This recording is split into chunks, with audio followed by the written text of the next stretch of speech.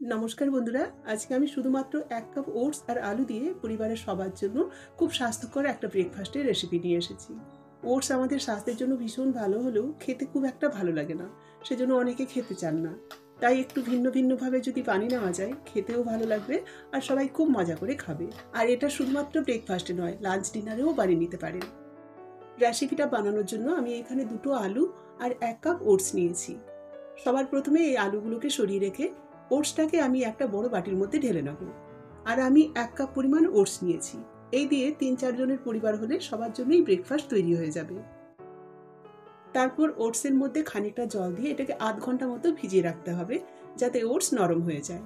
আর জলের পরিমাণটা কিন্তু খুব বেশি দেওয়া যাবে না, ওটস যাতে ভিজে যায় সেই হিসেবে দিতে হবে। জল দিয়ে চামচের সাহায্যে নেড়ে নিয়ে আমি ঢাকা লাগিয়ে এটাকে আধ ঘন্টা মতো রেখে দেবো। তার মাঝে আমি বাদবাকি প্রিপারেশনটা নিয়ে নেব। এই যে ২ টো আলু আমি তুলে রেখেছি, এর থেকে একটা আলু ছুলে ওটসের সাথে মেশাবো আর বাকি আলুটাকে আরও ২ টো আলু দিয়ে সেদ্ধ করে নেব। ওই আলু দিয়ে একটা আলু মশলা বানিয়ে নিতে হবে। আলু সেদ্ধ করে নেওয়ার পর আমি গ্যাসে কড়াই বসিয়ে এর মধ্যে খানিকটা সর্ষে তেল দিয়ে দিলাম। তেল গরম হলে ফোড়ন দেবো হাফ চা চামচ কালো সর্ষে, হাফ চা চামচ গোটা ধনে, ১ টেবিল চামচ ছোলার ডাল আর ২ টো শুকনো লঙ্কা। এবারে এই ফোড়নটাকে তেলের মধ্যে কয়েক সেকেন্ড নাড়াচাড়া করে নিতে হবে, যতক্ষণ না চিটপিট করে ফুটতে শুরু করে। কিছুক্ষণ নাড়াচাড়া করার পর ফুটে উঠলে আমি এর মধ্যে খানিকটা কারি পাতা দিয়ে দিলাম। দিয়ে আরেকটুখানি নেড়ে নেব। কারি পাতা ভাজা হয়ে যখন সুন্দর গন্ধ উঠবে, তখন এর সাথে দিয়ে দেবো কুচানো পেঁয়াজ। আমি একটা বড় মাপের পেঁয়াজ কুচি দিয়ে দিচ্ছি। তার সাথে দেবো আদা কুচি আর কাঁচা লঙ্কা কুচি। এবার পেঁয়াজ, লঙ্কা আর আদা কুচিটাকে তেলের মধ্যে খানিকক্ষণ ভেজে নিতে হবে। কিছুক্ষণ ভাজার পরে এবারে দেখুন পেঁয়াজটা নরম হয়ে গেছে আর রংটা হালকা চেঞ্জ হয়েছে। এখন আমি এর মধ্যে অল্প একটুখানি হলুদ গুঁড়ো দিয়ে দিচ্ছি। গুঁড়ো হলুদ দিয়ে কয়েক সেকেন্ড নেড়ে নেব, যাতে এর কাঁচা গন্ধটা চলে যায়। তারপর আমি এর মধ্যে দিয়ে দেবো সেদ্ধ আলু। আমি ৩খানা মাঝারি মাপের আলুকে সেদ্ধ করে হাতের সাহায্যে একটু গোটা গোটা করে চটকে নিয়েছিলাম। তার সাথে দিয়ে দেবো স্বাদ মতো নুন।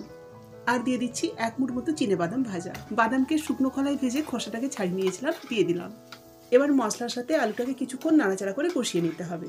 আর নাড়ার সময় খুন্তির সাহায্যে আলুগুলোকে এভাবে ভেঙে নিতে হবে, যাতে খুব বেশি গোটা গোটা না থাকে। ১-১.৫ মিনিট মতো একটু ভাজা ভাজা করে নেওয়ার পর এবার আমি এর মধ্যে খানিকটা জল দিয়ে দিচ্ছি। আমি ছোট কাপের ১ কাপ মতো জল দিলাম। আলুর মধ্যে কিছুটা জল দিতে হবে, এতে আলু মশলাটা বেশ মাখো মাখো তৈরি হবে, নাহলে একদম শুকনো শুকনো লাগবে। জল দিয়ে নাড়াচাড়া করে এটাকে ২ মিনিট মতো রান্না করে নিতে হবে। কিছুক্ষণ নাড়াচাড়া করার পর আলুটা যখন বেশ মাখো মাখো হয়ে যাবে, তখন এর মধ্যে বেশ খানিকটা ধনেপাতা কুচি ছড়িয়ে ভালো মতো করে নাড়াচাড়া করে নামিয়ে নিতে হবে। ব্যাস, আলু মশলা আমাদের রেডি। এবার এটাকে নামিয়ে সাথে সাথে একটা পাত্রে ঢেলে নিতে হবে, নাহলে আলুটা ড্রাই হয়ে যাবে। ওদিকে ওটসটাও ৩০ মিনিটের মতো ভেজানো ছিল। জল টেনে এটা এখন বেশ নরম হয়ে গেছে, আঙুলের সাহায্যে চেপে দিলেই গলে যাচ্ছে। এই ওটসটাকে এখন আমি একটা মিক্সি কৌটোর মধ্যে ঢেলে নেব। তারপর এর মধ্যে আমি দিয়ে দেবো একটা আলু। আমি ওই যে আলু নিয়েছিলাম তার থেকে একটা আলু ছুলে ছোট ছোট টুকরো করে কেটে নিয়েছিলাম, সেটা দিয়ে দিলাম। সাথে দিচ্ছি ২ টো কাঁচা লঙ্কা আর ১ ইঞ্চি মতো আদা টুকরো। তারপর এর মধ্যে খানিকটা জল দিয়ে ওটস আর আলুটাকে একদম ফাইনলি পেস্ট করে নিতে হবে। আর পেশানোর সময় জল খুব বেশি দেওয়া যাবে না, তাহলে মিহি করে পেশানো যাবে না। এই যে দেখুন, আলু আর ওটসটাকে পিষে একদম ফাইনলি একটা ব্যাটার বানিয়ে নিয়েছি। এবার এই ব্যাটারটাকে আমি ওই মিক্সিং বলের মধ্যে ঢেলে নেব। ব্যাটারটা কিন্তু অনেকটাই ঘন আছে, এতটা ঘন রাখা যাবে না, তাই এর মধ্যে জল দিয়ে বেশ পাতলা করে একটা ব্যাটার বানিয়ে নেব। মিক্সিং কৌটোটা ধুয়ে ১ কাপ মতো জল দিয়ে দিলাম। এবারে আমি এর মধ্যে দিয়ে দিচ্ছি হাফ চা চামচ মতো নুন। নুন আর জল দেওয়ার পর এবার হাতার সাহায্যে ব্যাটারটাকে খুব ভালো মতো করে ফেটিয়ে নেব। এর মধ্যে কিন্তু আর অন্য কিচ্ছু দেওয়া হবে না, শুধুমাত্র আলু আর ওটস দিয়ে এই ব্যাটারটা বানাতে হবে। আর একটুখানি জল লাগতো দিয়ে দিলাম, দিয়ে বেশ পাতলা করে ব্যাটারটাকে আমি বানিয়ে নিয়েছি। এর ঘনত্বটা আপনাদের দেখিয়ে দিচ্ছি, দেখুন। এই যে ডোসা তৈরি করার জন্য যেভাবে ব্যাটার বানানো হয় সেভাবেই এটাকে আমি বানিয়েছি। এবারে আমি নাস্তাগুলোকে বানিয়ে নেব।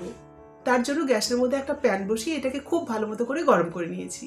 এবার উপর থেকে খানিকটা জল ছিটা দিয়ে একটা ন্যাকড়ার সাহায্যে মুছে নেব। এভাবে করে নিলে নাস্তাগুলো একদম প্যানের তলায় চিটবে না। তারপর প্যানের মধ্যে আমি অল্প একটুখানি সাদা তেল দিয়ে দিলাম। তেল কিন্তু খুব অল্প দিতে হবে, নাহলে ব্যাটারটা দিয়ে ছড়ানোর সময় ভালো মতো করে ছড়ানো যাবে না। তারপর আমি মিশ্রণ থেকে ভালো মতো করে গুলিয়ে নিয়ে ১ হাতা ব্যাটার প্যানের মধ্যে দিয়ে দিলাম। দিয়ে হাতার সাহায্যে একদম পাতলা ডোসার মতো করে চারপাশে ছড়িয়ে নিতে হবে। তারপর এভাবেই কিছুক্ষণ ছেড়ে দিতে হবে।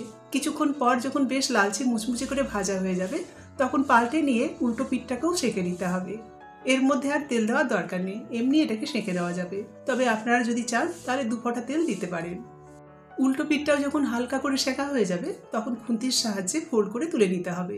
একটা নাস্তা আমি একদম প্লেন বানিয়ে দেখালাম। এভাবেও আপনারা বানিয়ে আলু মশলা, নারকেলের চাটনি, বাদামের চাটনি বা সস দিয়েও খেতে পারেন। আবার আলুর সবজি দিয়ে মশলা ডোসার মতো করেও বানিয়ে তুলে নিতে পারেন। আমি যে আলু মশলা বানিয়েছিলাম তার থেকে কিছুটা দিয়ে এটাকে ডোসার মতো ফোল্ড করে তুলে নিচ্ছি। যদিও আমি এটা ডোসার মতো করেই বানাচ্ছি, তবে ডোসা বলা কিন্তু ঠিক হবে না, কারণ ডোসাটা খুব ক্রিস্পি হয়, আর এটা গরম অবস্থায় একটু ক্রিস্পি হলেও ঠান্ডা হলে নরম হয়ে যায়। তাই এটাকে আলু ওটসের নাস্তা বলাটাই ঠিক হবে। যাই হোক, আমি দুরকমভাবে এই নাস্তাটা বানিয়ে আপনাদের দেখালাম। আপনাদের যেমন ইচ্ছা সেভাবে বানিয়ে নিতে পারেন। এবারে সব নাস্তাগুলো আমি বানিয়ে নিয়ে চলে এসেছি। এগুলোকে মশলা আলু দিয়ে খেতেও যেমন ভালো লাগবে, তেমনই নারকেলের চাটনি, বাদামের চাটনি দিয়ে খেতেও অসাধারণ লাগবে। আপনাদের যেটা ইচ্ছা সেটা দিয়ে পরিবেশন করতে পারেন। ওটসের এই রেসিপিটা আশা করি আপনাদের ভালো লাগবে। যদি ভালো লাগে একটা লাইক দিয়ে মতামত জানাতে ভুলবেন না। সাথে চ্যানেলটাকে সাবস্ক্রাইব করার অনুরোধ রইল।